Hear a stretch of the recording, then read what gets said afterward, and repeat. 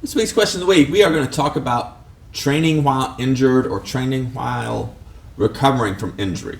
My thoughts and insights as to whether you should do it, how to go about doing it, and some of the ins and outs. So, I'm al-Aziz, the owner and head instructor of Semper Fortis Jiu Jitsu here in San Antonio, Texas, and I'm going to be tackling this week's question of the week.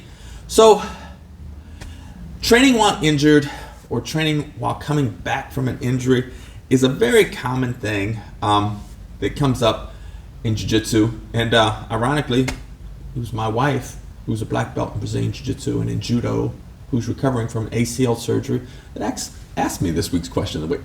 So, what are my thoughts on it? Well, my thoughts are, one, you should listen to your doctor's advice and your physical therapist's advice, first and foremost. Unfortunately, I have 3 students in here, 3 black belts in here, who are all recovering, 2 from shoulder surgeries, 1 from ACL, MCL surgery, and they're all back on the mats much sooner than the doctor recommends. My advice to all 3 of them is to listen to your doctor's advice.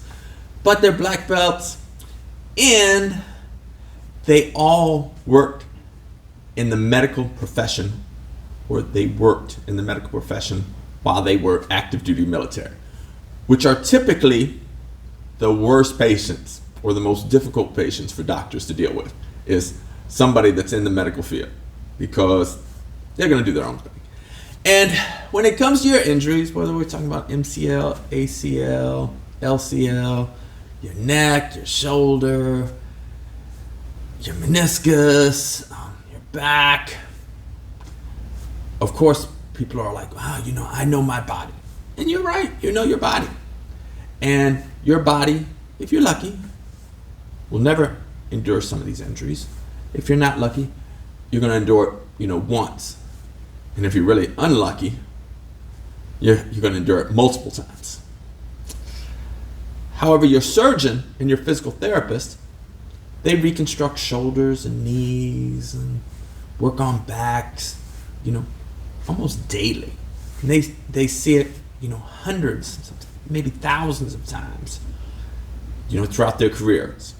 These type of injuries where you've seen it once. So I would recommend listening to their advice. But for those special, including the 3 that I mentioned, 1 which happens to be my wonderful bride, that are going to do your own thing, my advice for that. And if you're going to do it anyways, what I would recommend, and realize that, this is pretty common, some of the greatest jiu-jitsu innovations have happened due to injured people who continued to train, before they got healed or received their surgery. Like, probably the most famous would be Roberto Correa, nicknamed Gordo. He needed knee surgery, couldn't get it at the time. He wanted to continue to train. So he is really like the father of the half guard in Brazilian Jiu-Jitsu.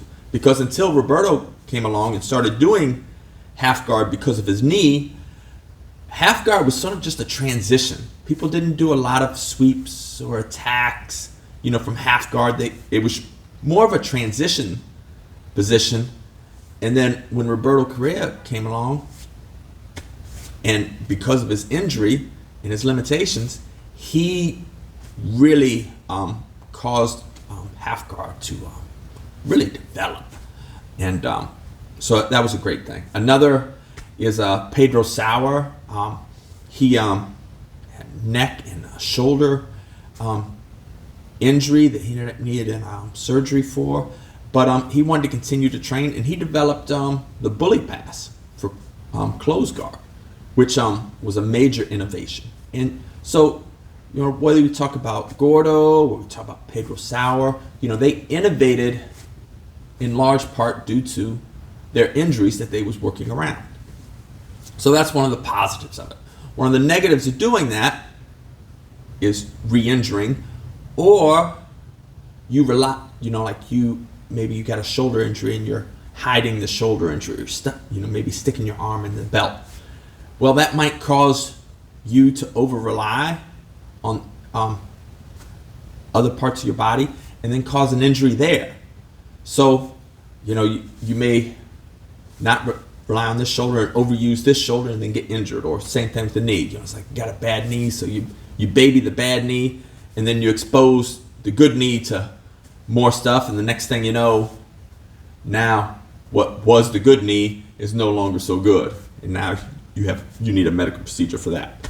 So if you try to come back too soon or train through an injury, there's a greater risk of re-injuring it or causing an injury to another part of your body.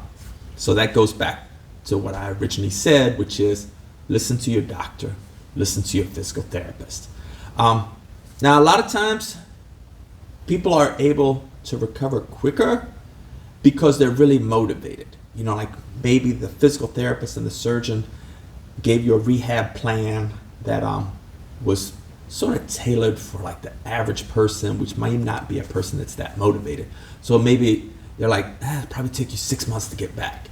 But for an overachiever like, say, Vitor or Sway or Jackson, who not only do the minimum recommendation of their rehab plan for physical therapy, they are exceeding it. Like, we'll just be out in different places, and they're continuing to work these body parts, doing these rehab exercises, so their recovery is going a lot quicker. But you want to be very careful of how you try to come back or trying to continue to train through those injuries. So the other thing is, if you're going to spar while injured or while trying to come back, you got to be very selective of who your training partners are. Like you can't just be nice and be like, oh, I'm going to roll with a spazzy person.